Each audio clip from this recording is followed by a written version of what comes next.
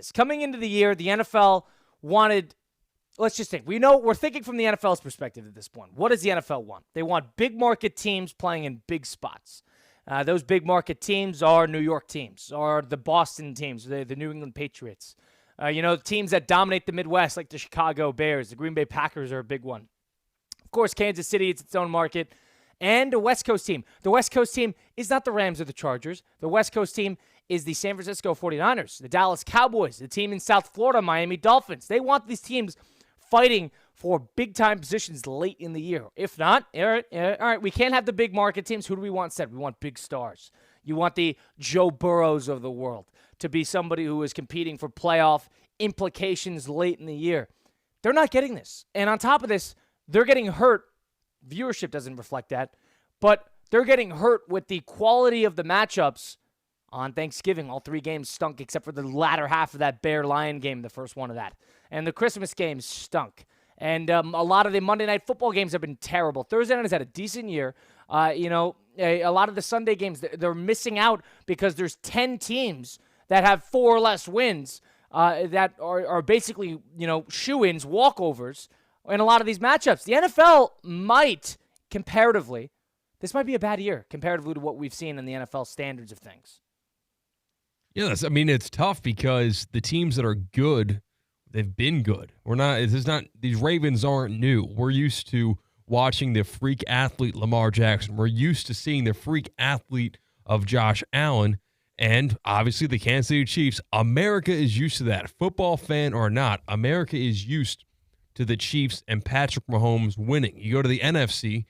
Last year, the Lions were new. They're not new anymore. They're here. They're a little bit better, and now they're getting banged up, but they're not the new kids in the block anymore. The Eagles were in the Super Bowl 2 years ago. That's not new at all. Who is new? I guess the Commanders. That's like the newest good team, and the one team I didn't mention, the Vikings. The Vikings don't excite me, and I can't explain why. Is it just Sam Darnold? Oh, is that the my only guy. thing? I can definitely explain why. Why?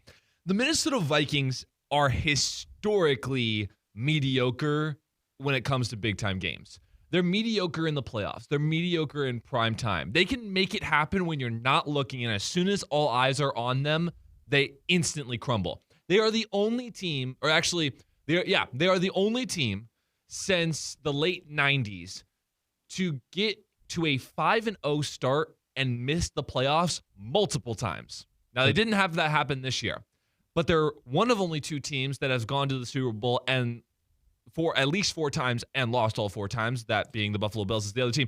The Minnesota Vikings historically can't make things happen in big games, so there's no reason to trust them when they get back to a big game. That's why they don't excite you. I do think there's a sense of truth to that, but that's also thinking in a broad scope historically. You're bringing up a lot of losses that they had back in the 80s, losing Super Bowls. Now, one thing I would argue that I would add to this is, let's call it like we see it. The Minnesota Vikings are not a big market team. Yeah. It's not a big market team. They're a historical team, but this is not an exciting market. Just because the Minnesota Timberwolves are good doesn't mean the rest of the world is going to resonate with what's going on with the Minnesota Timberwolves and the Minnesota Vikings. It's Minnesota. It's a pretty niche market. It's not like the Green Bay Packers where it's America's brand in a small city in Wisconsin. It doesn't have that. If you stuck that entire roster, coach down through the kicker of the Minnesota Vikings, and you put them on the Giants, it might be one of the biggest stories in sports. That's probably that's how the markets work. If you took that with the best, if not number 2, one of the best 2 receivers in the league, a great comeback story, a quarterback who's young and he's playing great. They have a great rising, star and a head coach. They have a good defense that fires on all cylinders, turns the ball over. They blitz teams. They've beaten they have big games. They have a great home field. You stick that in MetLife, they're getting in national television every single week. It's a small market. But to Christian's point, we've seen a lot of this. The Pittsburgh Steelers are good, but I don't think I think everybody's on the same page that they're not that good. They're good. They're not that good. Same thing we've seen every year with them. And, people want stars. People want something new. People want change. But also people want big markets because big markets get cities buzzing. And get cities buzzing gets the media into it. And when the media is into it, then the fans are into it. I don't think the NFL necessarily has that on top of a great storyline to follow along this season. That hurts it. Yeah, the middle class of the NFL is really bad because we know, just hands down definitively, because of the results that we saw on Christmas Day, which were two upper middle class NFL teams getting dog walked by the elite of the NFL. We were reinstated about how much of a separation of power there is between the top 5 teams in the NFL and the rest. It doesn't feel like there's any chance from anyone knocking off what our presumed NFC Championship game could be. Maybe the Packers have something to say about that. Maybe the Vikings have something to say about that.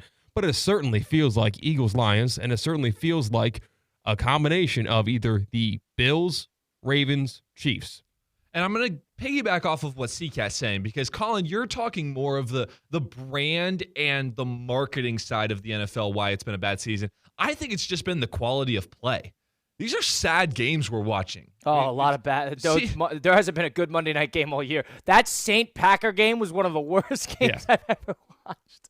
Followed by that Thursday night game, which is, again, just god-awful. Terrible. Now, it doesn't help that some of your bigger markets are those teams that are sucking right now, like the New York Jets and the Dallas Cowboys and the 49ers, and I could keep going on. Miami is finally starting to find a little bit of a group. But, like, it's been such bad football. And last year, we could accredit a little bit of it to injuries.